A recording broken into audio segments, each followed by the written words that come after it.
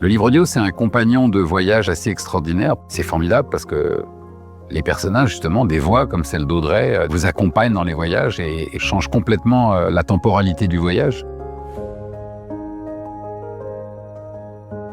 J'ai tordu mon cou pour mieux voir par la porte entr'ouverte. C'est toujours beau pour un auteur, c'est de voir sublimer son texte. La voix du comédien peut ancrer certaines choses, peut nous permettre d'imaginer les choses un peu différemment. Il y a un vrai travail de composition, c'est pas seulement lire le texte, c'est lire le texte et le corriger pour atteindre l'émotion maximale. La voix des comédiens qui est si prenante permet de pouvoir se reconnecter immédiatement au livre parce que tous les personnages sont incarnés. La voix de la version audio arrive à donner de la chair au personnage et à renforcer l'intimité du récit. Et je trouve que justement le comédien a cette aptitude en même temps de délivrer ses lignes. On a l'impression qu'il a une idée derrière la tête. Mina regarda autour d'elle à la faveur du fantomatique halo de lune. Marie, elle a une voix assez posée, c'est-à-dire qu'il y a une tension dans la lecture. Auria m'en est témoin.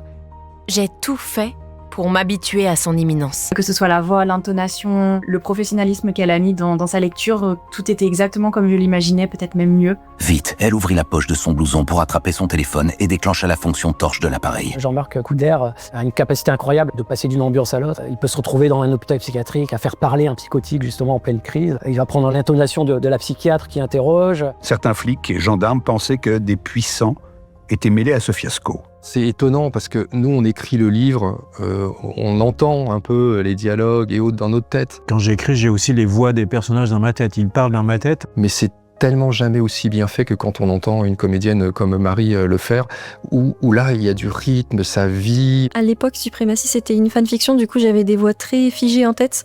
Mais je me suis très vite fait, par contre, aux voix que le comédien utilisait. C'est incroyable. Merci Camille Lamache. Je l'ai écouté et tu m'as fait découvrir mon propre livre sous un nouveau jour. Je ne les ai pas vus sortir de la chambre hier soir. Pas avant mon départ, vers 23h en tout cas.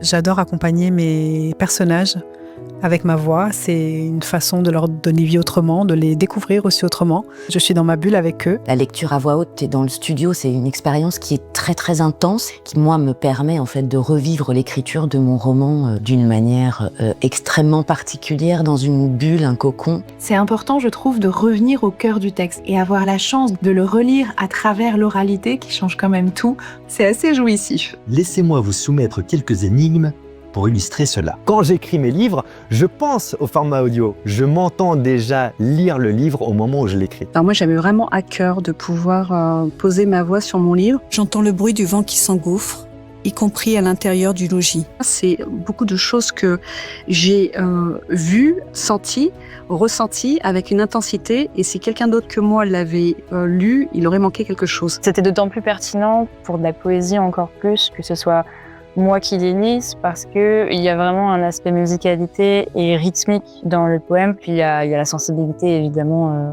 que je suis la seule à pouvoir vraiment retransmettre.